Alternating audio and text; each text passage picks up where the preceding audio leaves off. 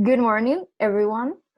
Today, I would like to talk about astrology, but specifically, I will address the topic of horoscopes. In my opinion, in my experience, I have never particularly believed in horoscopes, but I think it was always interesting to read my horoscope and find it accurate with my personality and how I find myself to be.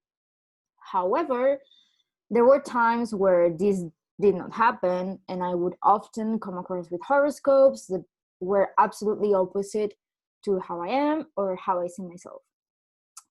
However, everything changed when I learned that our horoscope is not limited to just our typical sign. And the typical sign is called the sun sign, as in the sun in the sky. And yeah, we actually have several different signs that match with our personality. And here comes the question on how do we know what signs are we? Well, to answer that question, we have to go and check on our birth chart. A birth chart is a map, a simple map, where all the major planets and astral bodies were located at the time you were born. I mean, it's a map, and you see the time you were born, and you can see where the planets were placed in terms of the signs. So, yes, depending on the date, the time, and the place you were born, you have several zodiac signs. As I've said, or I don't know, you have just said that or not. Well, most people are only aware of their sun sign, which is the typical sign that appears when you have your search on the internet and say, oh, I was born the 3rd of December. Which sign am I? And for example, I was born the 3rd of December and I am Sagittarius. So that's the sun sign, the typical sign, the one that we all know. However, as I have said, the aspects of astrology that govern our lives are not limited to the sun sign. At the time you were born, as I have already said, all of the astral bodies were moving through different zodiac signs, and that is the reason why you have more than one zodiac sign. Let's say, to sum up, that the position of the astral bodies at the time of your birth will have different effects on your personality and life. So I am talking a lot, I'm repeating astral bodies, but what are the astral bodies? Well, actually, the astral bodies are 11, and they are the following. I am going now to say 11 names, so get ready. First of all, we have the sun, which is the one I have already said. It's the typical one. Then we have the ascendant. Then we have the moon. And then here goes all the planets, except the Earth, which are Mercury, Venus, Mars, Jupiter, Saturn, Uranus, Neptune, and Pluto. So, depending on the date, place, and time of your birth, each of these astral bodies will belong to a different zodiac sign, though it is true that some of them may match. For example, I said I was Sagittarius in the sun, but I am also Sagittarius in Mercury, in Pluto, and in Venus. However, in ascendant, I am Gemini. And what does it mean to be Sagittarius in Mercury or to be Gemini in ascendant?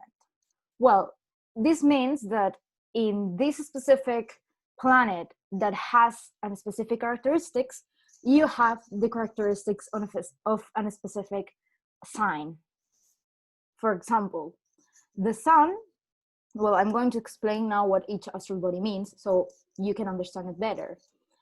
The sun is the sign that determines your ego, your identity, your role in life. It's as I have said, the sign that you're most likely to already know. So, for example, if like me, you are Sagittarius in the sun, it means that your ego, your identity, and your role in life have the characteristics of Sagittarius. Second of all, we have the ascendant. The ascendant is the mask that you present to people. So for example, if you are Gemini in ascendant, it means that the mask you present to people has the characteristics of the sign of Gemini. The ascendant can be seen in your personal style, how you come off to people when you first meet, and so on. There are some people who believe that the ascendant becomes less relevant as you get older. And you need to know if this is interesting for you and you want to know more, that the ascendant changes every 2 hours. So let's say if you get Gemini in ascendant, but then you read the characteristics and don't feel they match with you, you feel they don't make sense, well, I encourage you to talk to your parents, call them, text them to confirm your birth time, because probably you messed up. And if you don't get the time well, then you're not going to have the correct signs, let's say. The third astral body is the moon. The moon rules emotions, the moods you have, the feelings you have. This is likely the sign you most think yourself as, since it reflects your personality when you're alone or deeply comfortable. Then we have Mercury. Mercury determines how you communicate, how you think, how you talk, and how you process information. It is also the sign that indicates the way you learn, the process you have when learning. Then we have Venus. Venus determines what and how you love. Let's say it indicates how you express affection and the qualities you like and you are most attracted to. Then we have Mars. Mars is the planet of aggression.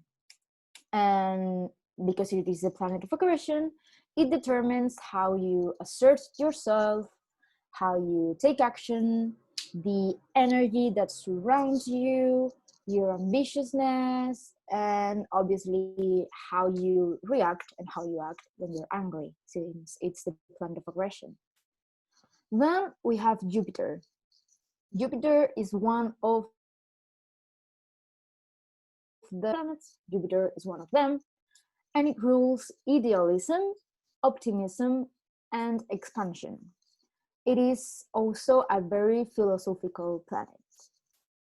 Then we have Saturn, which is the other social planet, and it rules responsibility, restrictions, limits, boundaries, fears, and self-discipline.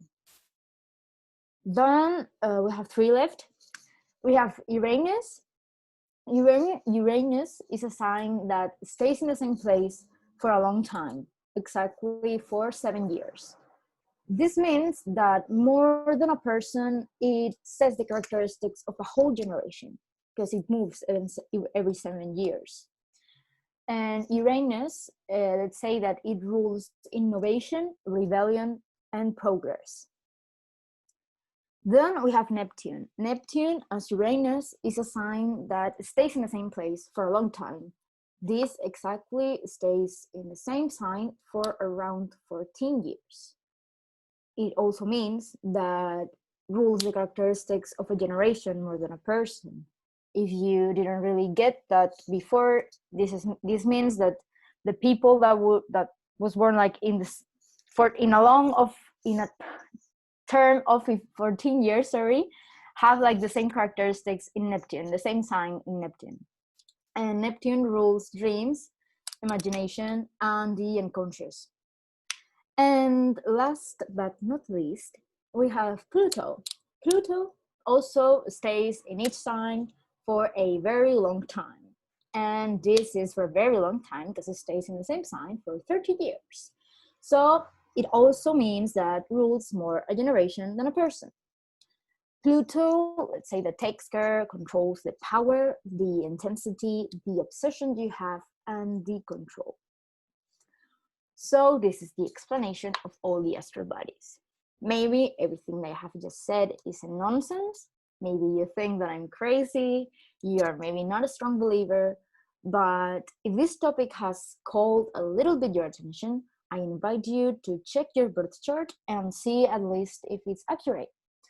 To do so, you can download the app called CoStar. I also believe you can access it through the internet, like in a browser. But well, you can either go there or download the app. And there you can see your birth chart. The only thing you have to do is enter your personal information, but yes, not everything. Like you only have to enter the date of birth, the exact time you were born, and the city you were born. However, if you didn't like this speech and don't believe in any of this, I also invite you to see how is your birth chart and check with your own eyes if it is accurate, because maybe I can change your mind. Or at least you could check and get your head clear about everything that I've said.